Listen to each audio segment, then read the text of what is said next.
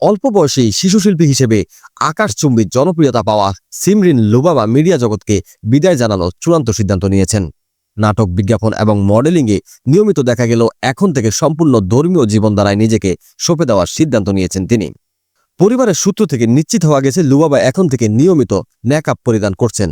প্রখ্যাত মঞ্চ ও টেলিভিশন অভিনেতা প্রয়াত আব্দুল কাদেরের নাতনি লুবাবা।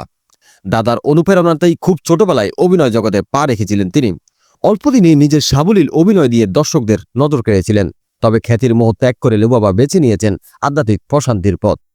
লুবাবার মা জাহিদা ইসলাম জেমি জানিয়েছেন, এই সিদ্ধান্ত পরিবারের পক্ষ থেকে কোনো ধরনের চাপ প্রয়োগ ছিল না। লুবাবা নিজেই অনুধাবন করছেন সে মিডিয়াতে কাজ করতে চায় না। ধর্মীয় বই পড়া এবং নিয়মিত কোরআন অধ্যয়নের মাধ্যমে তার চিন্তাধারায় এই আমূল পরিবর্তন এসেছে।